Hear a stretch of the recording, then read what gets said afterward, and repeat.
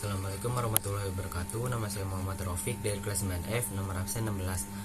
Kali ini saya akan menjelaskan tentang KD 3.11 tentang teks cerita inspiratif.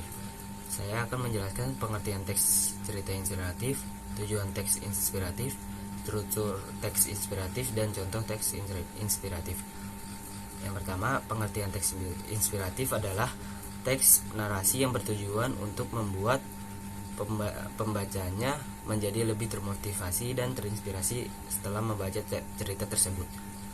Tujuan teks inspiratif adalah untuk menambah dan mengunggah motivasi, semangat, dan rasa percaya diri untuk menghadapi semua tantangan yang mungkin akan dihadapi dalam mencapai yang diharapkan secara positif.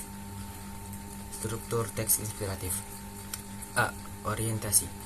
Bagian awal yang berisi pengenalan tokoh atau pengambilan situasi. Pengenalan tersebut dapat berupa tempat lahir, kondisi sosial budaya, dan atau masa kecil tokoh yang menjadi sorotan dalam teks cerita inspiratif.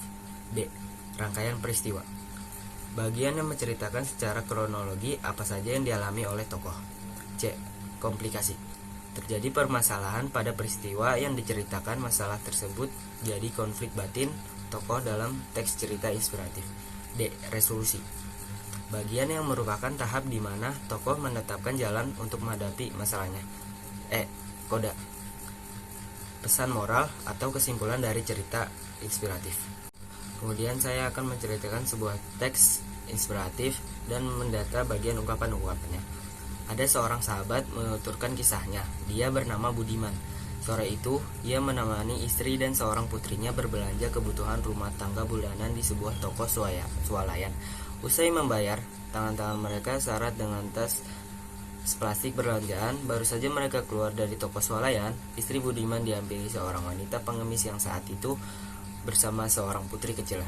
Wanita pengemis itu berkata kepada istri Budiman, "Beri kami sedekah, Bu." Istri Budiman membuka dompetnya, lalu ia menyodorkan selembar uang kertas yang berjumlah Rp1.000. Wanita pengemis itu menerimanya. Tatkala tahu jumlahnya tidak mencukupi kebutuhan, ia lalu mengunjukkan jari-jari mengarah ke mulutnya. Kemudian pengemis itu memegang kepala anaknya dan sekali lagi ia mengarahkan jari-jari terkuncup itu ke mulutnya, seolah ia ingin berkata, "Aku dan anakku ini sudah berhari-hari tidak makan. Tolong beri kami tambahan sedekah untuk bisa membeli makanan."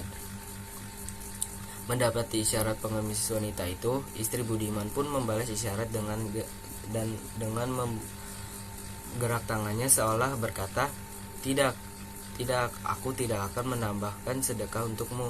Ironisnya, meski mereka tidak menambahkan sedekahnya, istri dan putrinya Budiman malah menuju ke sebuah gerobak gorengan untuk membeli camilan.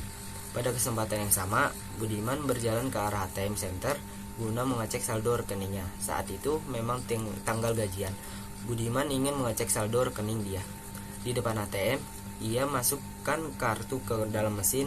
Ia tekan langsung tombol informasi saldo. Sesaat kemudian muncul beberapa digit angka yang membuat Budiman menyunggingkan senyum kecil dari mulutnya. Ya, uang gajiannya sudah masuk ke dalam rekening.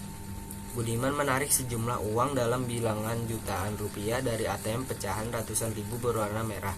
Kini sudah menyesaki dompetnya. Lalu ada satu lembar uang berwarna merah juga, tetapi kali ini bernilai 10.000 yang ia tarik dari dompet. Uang itu kemudian ia lipat untuk diberikan kepada wanita pengemis yang tadi meminta tambahan sedekah. Saat sang wanita pengemis melihat nilai uang yang diterima, betapa girangnya dia. Ia pun berucap syukur kepada Allah dan berterima kasih kepada Budiman dengan kalimat-kalimat penuh kesungguhan. Alhamdulillah. Terima kasih Tuhan. Semoga Allah memberikan rezeki berlipat untuk Tuhan dan keluarga. Semoga Allah memberi kebahagiaan lahir dan batin untuk Tuhan dan keluarga. Diberikan karunia keluarga sakinah mawaddah warahmah, rumah tangga harmonis, dan anak-anak yang soleh dan soleha.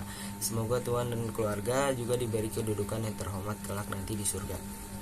Beberapa ungkapan data-data dari teks tersebut. Ungkapan simpati. Tokoh Budiman merasa simpati dengan penderitaan sang wanita pengemis dan anaknya. Ungkapan kepedulian. Tokoh budiman merasa peduli dengan sang wanita pengemis dan anaknya yang belum makan berhari-hari. Ungkapan empati. Tokoh budiman merasa tergugah perasaannya karena uang 10.000 yang diberikannya ternyata berdampak besar bagi orang lain, walaupun uang itu sangat kecil baginya. Ungkapan perasaan pribadi. Melalui tindakannya, tokoh budiman merasa tindakannya sudah tepat berbagi rezeki dengan orang lain. Sekian dari saya, kurang lebihnya mohon maaf. Wassalamualaikum warahmatullahi wabarakatuh.